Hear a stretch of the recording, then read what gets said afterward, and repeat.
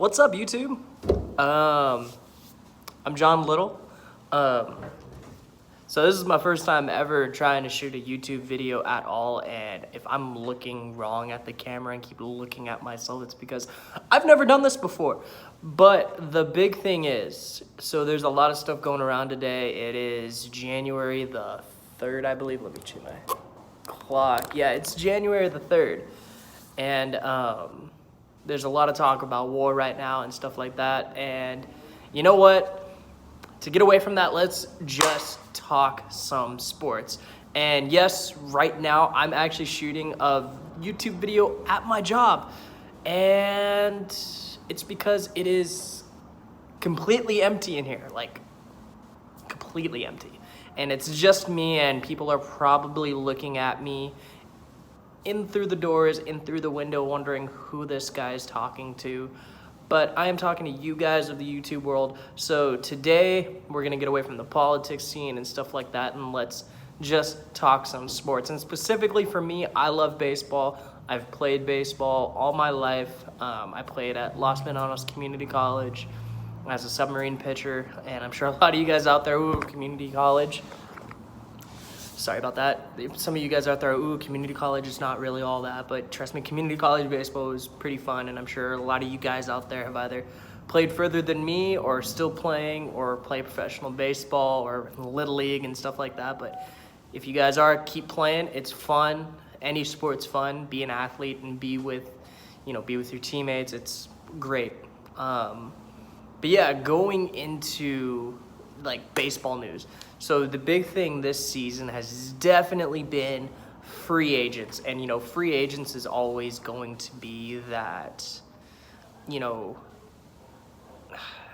interesting topic that a lot of people tend to forget not tend to forget, but they tend to overlook it sometimes because of all the trade rumors, rumors for next year's trade deadline, and other stuff like that. So right now, a lot of the guys that are still left on the board, like Yasiel Puig, Josh Donaldson, Derek Dietrich, a lot of these guys are very good impact veterans that could change a team. One guy I think is probably Yasiel Puig. The guy, when he's on the field, he's electric, he's energetic, he gets teams where they want to be. And yes, he has his stuff off the field, but in turn, if you're going to take a guy with a lot of energy, it's going to come with some off-field stuff. But Yasiel Puig is one of those guys that in the playoffs, he's a different ball player. In the regular season, I know it's not his best statistics, but in the playoffs, he is a different person. I mean, it's kind of like a Madison Bumgarner. And congrats to the Arizona Diamondbacks for signing the former San Francisco Giant great. During the regular season for Madison Bumgarner, he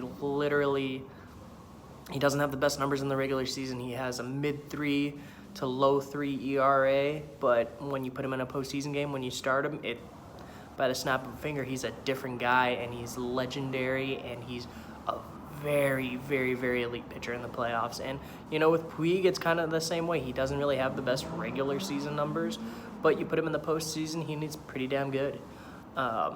Teams that I think that maybe could possibly go after him still, even though I know the Marlins and the White Sox have kind of concluded on their outfield market at the moment. I'm sure the White Sox are probably going to be in it somehow. The Marlins, I don't think are going to be in it anymore, but a team like, as many Dodgers fans probably don't want to hear it, is the Giants. He has history with Zahidi, he has history with Gabe Kapler, and it's one of those things where you maybe can see Yasiel Puig on the Giants. It's a new team. It's a rebuilding phase team. I mean, with guys like Mike Yastrzemski, Joey Bart coming up, Helio Ramos coming up. The Giants, they're a long stretch away, but they are building towards something. And a lot of people disagree with Zahidi for signing Kapler, for a lot of his recent signings like Kevin Gossman and today Tyson Ross. But, Zahidi's up to something, and eventually it'll come to pass, like eventually it did for the Dodgers, and the Dodgers have contended very well, and that's just what the Dodgers do nowadays. They contend. So I definitely think Yasiel Puig to the Giants is a possibility, and if Zahida would put him as a corner outfielder, I think that he would change the game for the Giants, especially with a young team that looks to build a little more energy, looks to build a little more life to the team, and Puig could definitely go into that. Another team that Puig could maybe get into, you could definitely see him on the White Sox, and the White Sox are a team that is young. It has a lot of potential. They've signed a lot of guys, and a lot of the people that I talk with, whether it's at work or at school, or guys that I've played with in the past, people think that the White Sox will be a sneaky team next year, and it's definitely a possibility. Michael Kopech is coming back from Tommy John surgery. Yoel Moncada probably had his best season in the majors last year. Jose Abreu, to me, is definitely an underrated talent at first base, and definitely, can have a bounce back year. I know his numbers the past couple seasons have not been the best, but he's definitely still an impact player, and you can't ignore the White Sox this year. I mean, if they get a couple more key bullpen guys, I definitely think they could be a team to look out for, including in the starting rotation as well. But that, the AL Central is going to be a very competitive division, at least to get to that first place spot, and the White Sox and the Twins will definitely be up there. The Indians feel like they've taken a step back in terms of when trading a guy like Corey Kluber, who is a 2-time Cy Young Award winner, and, the Rangers are going to reap the benefits of that. And he had a bit of an off year. I mean, he was struggling with injury for most of the year, but Corey Kluber is still a very household name in Major League Baseball, and people shouldn't not overreact, but, people shouldn't forget the fact that Corey Kluber is a very good dominant pitcher and could very well have another dominant year if he's healthy. And, if Kluber is Klubot, that's a very scary thought. Making my way towards the AL West, for me personally, I am a huge A's fan, so I'm going to try to keep the Oakland A's biased out of the picture. For me personally, I guess we'll talk about the A's first after saying that sentence, but the A's, they are a decent and they are a very good team, with their corner infielders, Matt Chapman, Matt Olson. I mean, those two guys are very all-star caliber players. I think Matt Olson personally is probably one of the most underrated first basemen in the league. The man hit 34 homers this year, and he didn't play a full season. He was out for the first 3 months of the year last season, and he still came back, won a Gold Glove. He hit 34 home runs, and the year before he played in 162 games, and yet he doesn't get that much attention because he's from a small market team, and that's usually the case. And there's a lot of great first basemen in the league that are definitely going to gain more attention than Matt Olson, but he's definitely a guy to look out for this coming season. And recently, Marcus Semien, who was in the MVP voting this year, and then the outfield is obviously a strength. I mean, with Chris Davis, Ramon Laureano, Stephen Piscotty, Mark Canha, and you can't forget about Robbie Grossman. I think the A's big weakness is their pitching, and that's weird for me to say. Over the past few years, their bullpen has been a very key cornerstone, and so has their starting pitching to some sense.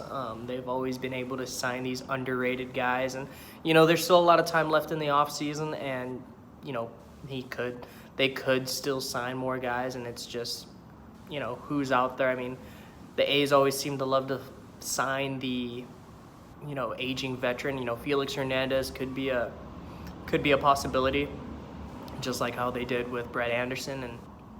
And for the A's, it's mainly just focusing on that pitching, and they need a left-handed bat. They are a very righty-heavy lineup outside of Matt Olson and Robbie Grossman, who's a switch hitter. Other than that, it's very right-handed heavy, and teams are going to take advantage of that. I think they'll definitely be in the playoff hunt this year. Not necessarily maybe first place in the AL West. I'd personally love to see it, but I don't think they would have enough to do so because they really do need an improvement on pitching. Granted, the young guys that are coming up, AJ Puck, Jesus Luzardo, James Caprillion, Grant Holmes, all those guys are great. I mean, yet they still need to prove themselves in the majors. And, Jesus Luzardo had a great wild card game appearance, and I think he still needs to build off of that. He played, only a handful of appearances in the majors last year, and same with AJ Puck. And I think the A's have a lot of guys that haven't proven themselves yet in the majors, and only time will tell. I mean, I'm gonna leave this out for your guys' opinion. That's why I'm creating this video, so we could talk Major League Baseball. But continuing with the AL West, the next team I'll go to is the Astros, and this year the Astros have been a part of so many big news stories, like the cheating scandal, Garrett Cole, and maybe in the end it eventually does hurt them. Do I think they cheated? I mean, the evidence right at the moment are stacked against them, and I mean, it's something that you don't want to see, because as an A's fan, the Astros kick us in the butt every time they face us, except for a few times last year where we did get them. But the Astros are a very good team. I mean, even without Garrett Cole, they're still a very, very good team. They still have George Springer. They still have Carlos Correa for now. They have Alex Bregman, Yordan Alvarez, who, man, that dude knows how to hit. And that man hits absolute bombs. So the Astros are still a very good team. I mean, the one thing that's holding them back, I think, is the pitching. They lost Garrett Cole and they lost Wade Miley, and Wade Miley was an innings eater. Justin Verlander, who is still a magnificent pitcher. He knows how to pitch. He knows how to move the ball around and everything like that. But every team needs that innings eater, and they lost that innings eater. And so, like I said, there's still about a month left in the offseason before spring training starts here at the end of the month. So it'll be fun. Fun. And it'll be interesting to see how this last month of the offseason goes down for a lot of the teams, and who signs with who, and what the rosters will look like going into spring training. The next team, though, is the Anaheim Angels, and the Angels, they have the hitting. I mean, Anthony Rendon, Shohei Ohtani, Mike Trout, that is a very dangerous 3-4-5. Granted, Ohtani's coming back to pitching too, which I think is great. It's great for the league. It's great for views. It's great for baseball to see a guy like that who can throw 95 plus and also, hit with ease. That man knows how to hit a baseball, and when he connects, it is a hard connection. And I think the Angels, they have sorry, people are looking at me as I'm talking to you guys on my iPhone, but the Angels are definitely a team that can produce, that can score runs, and just like the past couple of AL West teams I talked about, they are in need of pitching, and outside of Ohtani, it's definitely needed. And if one thing proves anything, is that pitching is very needed in the playoffs, and only time will tell with this next month to see where a lot of the guys go. And then the last two teams in the division, the Texas Rangers and the Seattle Mariners. The Texas Rangers, honestly, I think they're going to be a sneaky team this year, because Corey Kluber, who, to me, he still has the potential to win another Cy Young, and I don't know necessarily if he'll be a Hall of Fame candidate, but the Texas Rangers have a great pitching staff. They signed Kyle Gibson. They still have Lance Lynn, and and they still have Mike Minor. That is a very solid starting rotation when you have those four guys in the rotation, and I think they're going to be a little underrated going into the season. I think they should probably re-sign Hunter Pence, who was great for them last season, especially going into a new ballpark and, being in the Bay Area. It's knowing how Hunter Pence is. He's going to bring that energy to the team, and Hunter Pence is a great ball player, and I think he could be a good energy builder for that team if they bring him back. I definitely think they need a few more bullpen pieces as well. But, if Jose Leclerc can, have a bounce back year and stuff like that, it can definitely work out for the Rangers well. And I think they're going to be a sneaky team. I think they're going to challenge the Angels, the Astros, and the A's for that division. And, you can't ignore that offense. Joey Gallo, Danny Santana, Elvis Andrus. It's a scary lineup on a good day. And, obviously Joey Gallo has light tower power, and it's hard to ignore. Danny Santana really came into his own last season. And so, Yeah, I mean the season hasn't even started yet, so the baseball season is definitely going to be an interesting one. And to round out the AL West is Seattle Mariners. Now, don't get me wrong. A few years ago, the Seattle Mariners are probably one of these sneaky teams in the AL. Nelson Cruz, Robinson Cano, D. Gordon, all on the same team. And I mean they had Segura as well, Gene Segura. They were a very sneaky team, but I think with all the moves that the other teams have done in the AL West, they have the chance of being at the bottom of the division. And I think the AL West is probably one of the more open divisions right now because the Astros, I think, look more human than they have in the past couple seasons. And, how the season starts off will definitely tell how the AL West will shape out. Now, moving on to the not the NL, but the AL East. The Yankees, it's easy to say that they could win the division just like that. You sign Garrett Cole, they have Aaron Judge, Giancarlo Stanton, Gleyber Torres, Luke Voit. They have a very, very solid team. And you have Brett Gardner and Aaron Hicks. It's a very, very scary team. And, that's not even talking about their bullpen. Aroldis Chapman, Zach Britton, Chad Green. It's a very solid bullpen, too. And even their starting rotation with now Garrett Cole, Luis Severino, Masahiro Tanaka. Though a big blow is probably Domingo Germán, who got suspended for 80 games this next year. That's a very big blow because he is a very, very good, solid young pitcher. But I think the Yankees can get over that hump. I mean, they still have J.A. Happ in the rotation as well. But I do think the Yankees are a very good team. I think they're going to win the division. Looking beyond the Yankees, I think the Red Sox, I don't know how the Red Sox will do. It's weird to say because the Red Sox have been so good over the years that it's hard to count them out. But I think with the Red Sox and how they've played and, the guys that they lost this offseason, the guys who they're thinking of getting rid of, like David Price and Mookie Betts, I don't see them contending well this year. I mean, there's always the chance of a wild card spot, but I think in the NL East, it's going to belong to the Yankees. And the Red Sox, if they do end up getting rid of Mookie Betts, it's going to be a very, very big hole in right field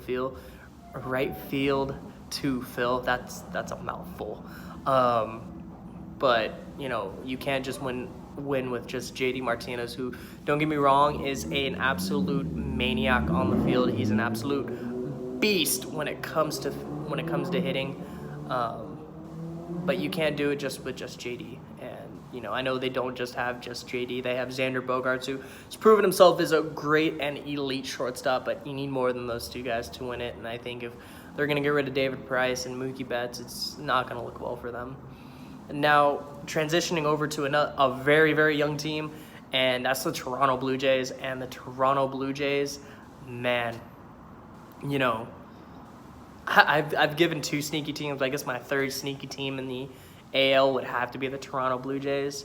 I mean, it's hard not to ignore that team. When you got, Lourdes Gurriel, Vladimir Guerrero Jr., Kevin Biggio, Bo Bichette. They just signed Travis Shaw. They have more guys waiting in the minors. They signed Hyun-Jin Ryu. And they have Ken Giles to back it in the bullpen.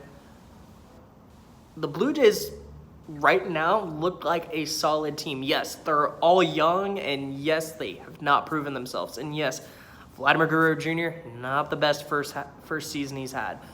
But they're young, and they're definitely going to have their inroads this year of wins, and they're going to have their inroads with losses.